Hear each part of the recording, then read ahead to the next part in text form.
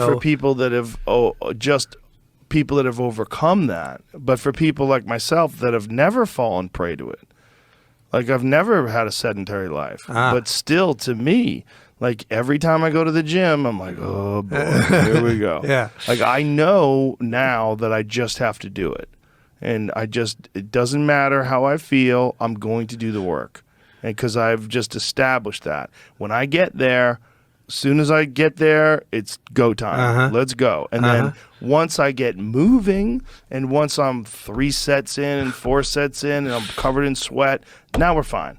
Now we know what to do. And now I embrace the exertion, and all is good. But I have to do it all over again the next day. And the next day is the same thing. My friend David Goggins, who's probably one of the most disciplined humans that's ever lived, he talks about, he goes, it ain't easy. He goes, when I see my shoes in the morning, sometimes I stare at those motherfuckers for a half hour before I put them on. But even he. He'll Yeah. stare at his sneakers for a half hour, but then he'll go run 50 miles. You know, and that's the difference between a person who can overcome and a person who gives in to those feelings. And some people have never overcome, so they don't even know the beautiful feeling of accomplishing something that's difficult because they've never done it. They've sort of embraced the idea that it's fun to be lazy. It's great to be a slob. It's great to live in this world, and that's the last thing I'd ever want to do is exercise. Get the fuck out of here.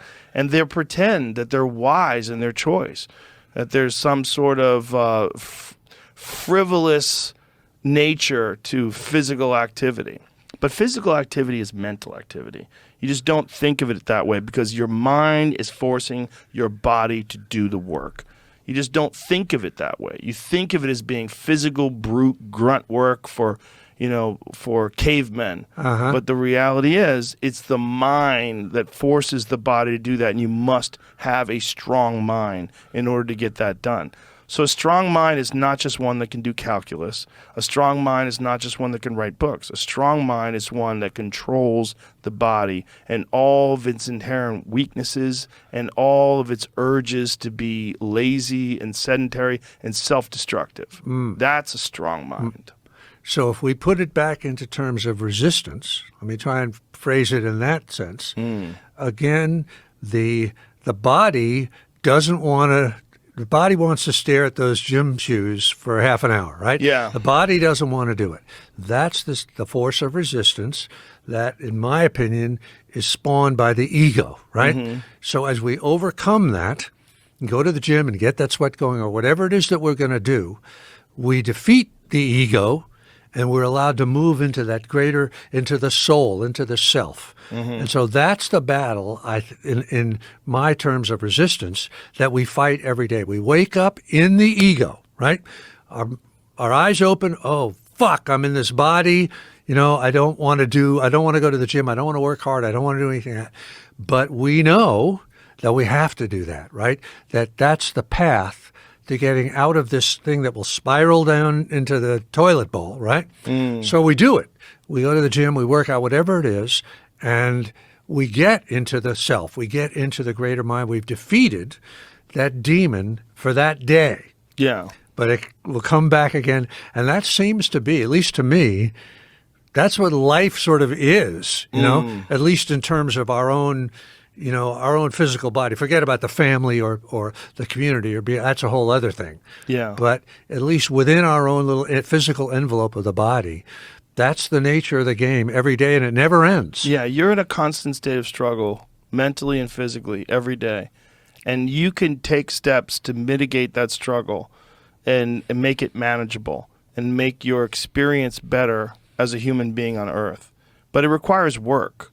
And the same work that you discuss in the War of Art with resistance, I think that applies to many, many things that people do during the day. How many people are out there that want to start a business? They have a desire to do this thing, but there's something that keeps them from doing it. There's this little thing, they get lazy, they want to watch TV, they eat ho-hos and drink Coca-Cola and just don't ever do it. And then maybe tomorrow, maybe one day. Well, in 2023, as soon as January comes around, that's my New Year's resolution. I mean, why do New Year's resolutions exist? They exist because you're not living right now. If you were living correctly right now, you wouldn't need a New Year's resolution. you would just live. Yeah. You would just keep on trucking. Yeah. That's what you would do. Yeah. But we all have it inside of us. We just have varying levels of it. No one is a fully actualized, 100% realized potential. No one. You do the best you think you can do given what you have available in terms of resources right now. But maybe you could have been better. And if you don't think that way, you're not going to get better.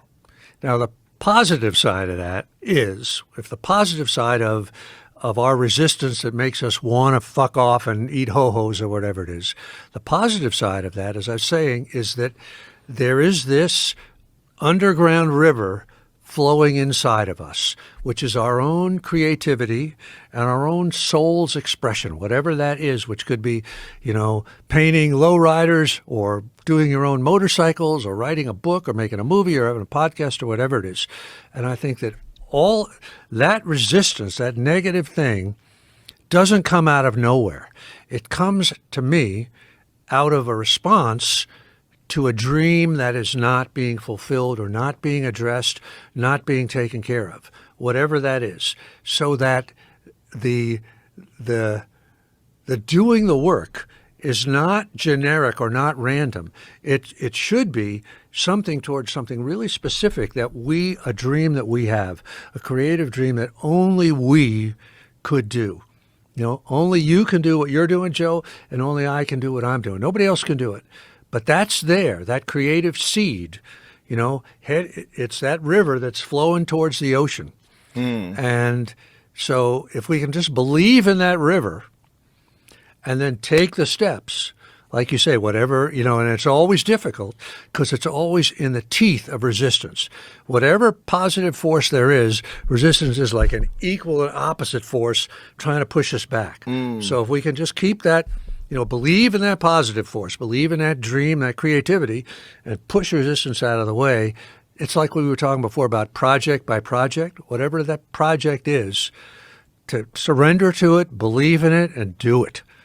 Yeah, there's a real value in that. And there's also a real value in the way you've sort of defined it and laid it out so people could see it. It's like that old expression, it's okay to have a snake in the room as long as you have the lights on. I've never heard that before. Yeah. Well, there is going to be a